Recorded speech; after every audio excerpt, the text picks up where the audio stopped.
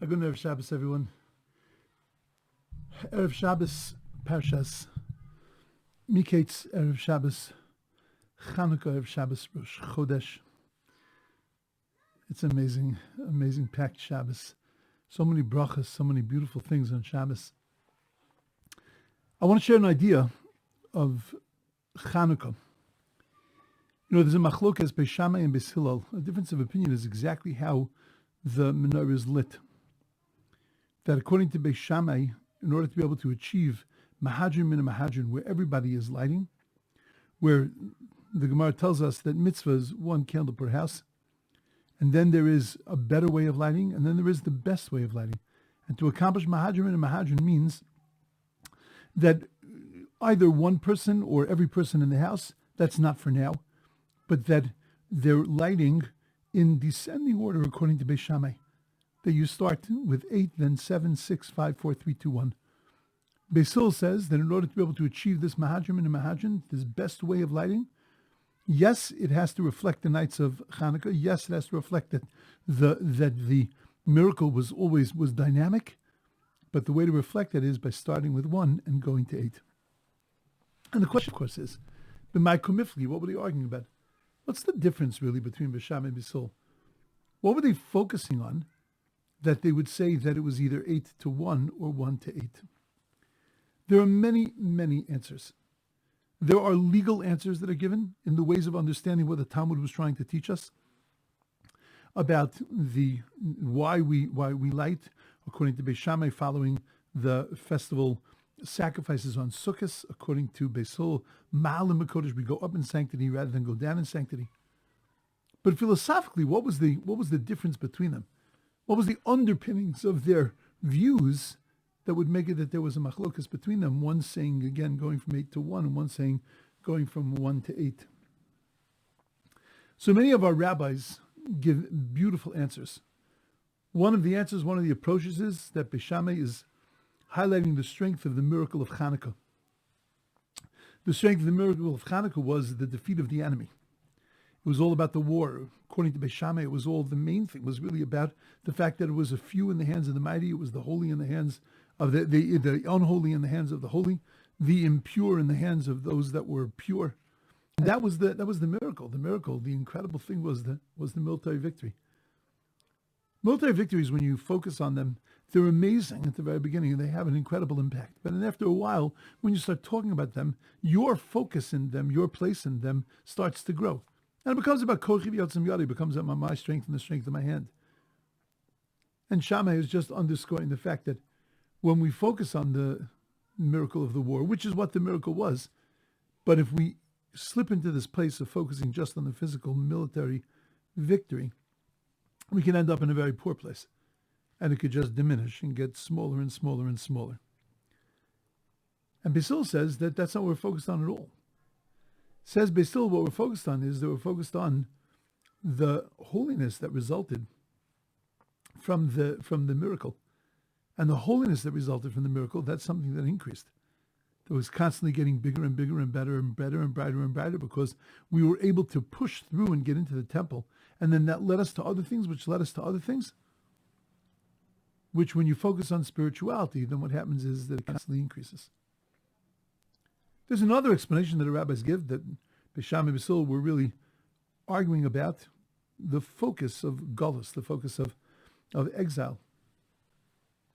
That Beis Shammai says you focus on, we have to look at the shortcomings of every Jew, and that we have to understand that ruchnius, spirituality, in exile diminishes, and it gets smaller and smaller, and therefore we have to protect ourselves and be careful of that. Whereas Beis Hillel says, no, if you focus on the greatness of every Jew, and you look at every Jew in galus, and you say, wow, look at what you're able to accomplish and endure during this terrible galus, during this terrible exile, this terrible time.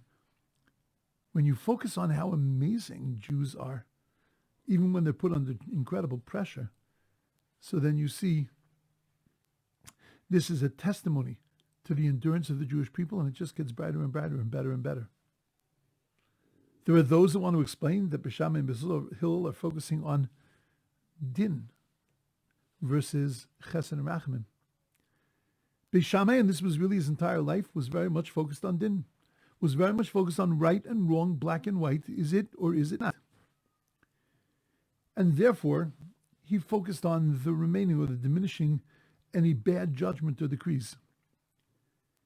Whereas, and what he wanted to remove the effects of bad judgments, the effects of din. And din is very powerful, and we try to remove it step by step. Whereas Beis Hillel says that we focus on chesed and rachamim, which means that we look at trying to sweeten the decrees that HaKadosh Baruch Hu is giving us, not just accept them, but to try to turn them around, to make them something that we can endure. And that's accomplished by elevating ourselves every single day. And therefore, to Beis Hillel, he sees that the way we go is from 1 to 8. We're constantly increasing. But I'll tell you, some of our rabbis say something that is so amazing and beautiful, and really something to hold on to. Our rabbis explain that our job in this world is really to light up this world, to illuminate this world, to illuminate our surroundings, illuminate our relationships, illuminate ourselves, to get rid of evil in this world. And how do you accomplish that? That's really what the whole story of Chanukah is about, that they tried to take away that from us, that light, that ability to enlighten ourselves and to enlighten our world. They wanted to darken our eyes. We say this in the Al Hanisim. They wanted to darken our eyes with Torah because they wanted to diminish the light, the ability to be able to enlighten the world that we have the ability to do. So Beis Shammai looked at it and he said, you know how best effectively you can diminish, you can get rid of the evil? So diminish evil. Break it away. Evil burns bright in our world. But then one bit of light at a time, we take away some of the evil. We take away a little bit today, a little bit tomorrow. And then eventually we're left with the pure light. Beis Hillel is a very different way of looking at it. Beis Hillel says, don't remove the evil. Don't go to battle with the evil and get rid of one enemy at a time. Strengthen yourself. Illuminate yourself. Educate yourself. Turn your lights on. And then you can turn on the lights of the world. And then the world becomes an incredibly bright place because you are incredibly illuminated. You know, it's amazing. There are two parts of a flame, or two aspects of a flame. A flame burns, consumes, but it also illuminates. And that's the Machlokes of Beis Shammai and Beis Hillel. Do we focus on burning away, getting rid of the evil? Focus on the evil, get rid of that, remove it from the world, battle against it, fight against it. Use the flame to burn and consume. Or do we not worry about consumption? We worry about illumination. And the more illumination that we have, the evil becomes batal. The evil becomes nullified. This is true in every aspect of our lives. This is what Chanukah reminds us of. There are certain things that we actually have to go to battle with. But most things, the brighter we make ourselves, the more joyous we make ourselves, the more beautiful is the things that we do. This is a fundamental principle in raising children. That if you want to educate children, you want to raise them in a way that is just so comfortable and happy. You can always tell them, that's no good. We're not allowed to do that. That's not for us. We're not that kind of people.